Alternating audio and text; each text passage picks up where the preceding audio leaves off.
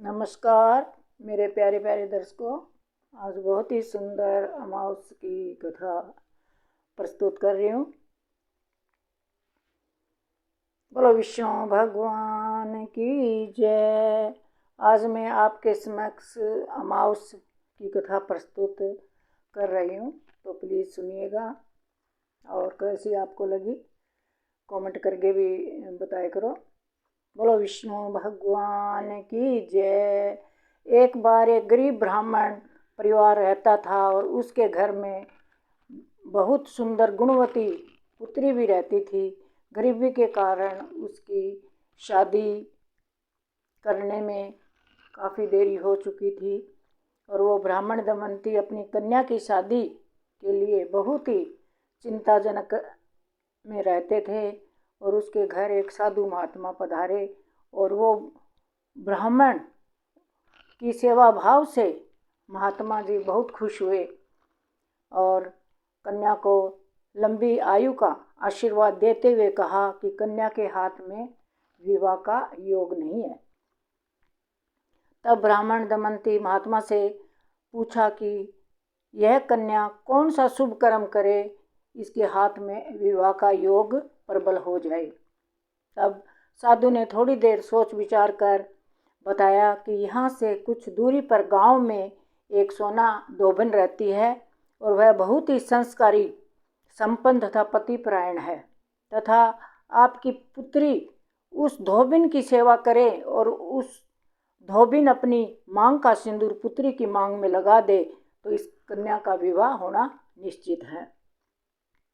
साधु ने कहा कि सोना धोबिन कहीं आती जाती नहीं है और वह हमेशा अपने घर में रहती है। ब्राह्मण ने अपनी पुत्री को धोबिन की सेवा करने के लिए कहा और अगले दिन प्रातःकाल कन्या अपना मुंह ढककर उसके घर चली गई और धोबिन का सारा काम करके अपने घर आ जाती थी और ऐसे कई दिन चलता रहा। एक दिन सोना धोबिन अपनी बहू से कहने लगी कि आजकल आप बहुत जल्दी उठकर सारा काम धंधा कर लेती हो, क्या बात है, पता ही नहीं चलता। बहू कहती है, माँ जी मैंने सोचा कि आप नहीं जल्दी उठकर काम तमाम ख़त्म कर लेते हो तो मैं तो देर से ही उठती हूँ। दोनों सास बहू निगरानी रखने लगी और ऐसा कौन है जो कि हमारे घर में जल्दी आकर काम कर जाता है, हमारे को पता भी नहीं चलता। दोनों सास बहू निगरानी रखने लग गई और एक कन्या अंधेरे में ही आती और काम करके अंधेरे में ही वापस चली जाती। तो सास धोबिन उसके पैरों में से गिर पड़ी और बेटी आप कौन हैं और मेरे घर की चाकरी करके चली जाती हो। तब कन्या ने साधु वाली सारी बात बता दी।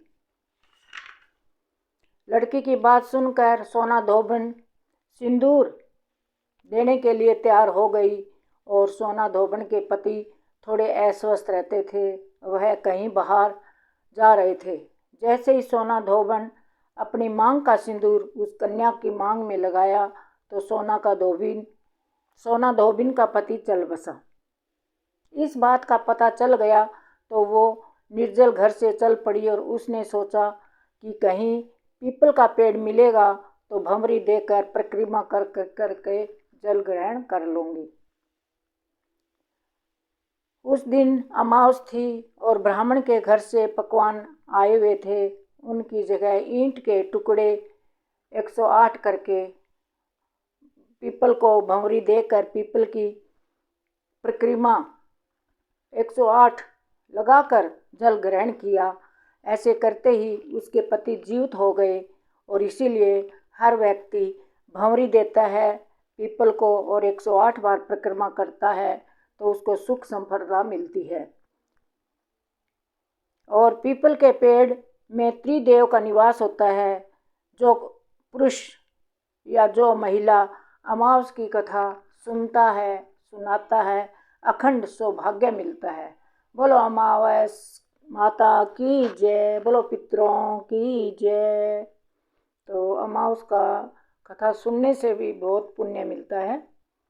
तो कथा भी आपको कैसी लगी तो प्लीज़ कमेंट में बताना, और पसंद आए तो सब्सक्राइब मेरा चैनल ज़रूर करना, बेल आइकन ज़रूर प्रेस करना।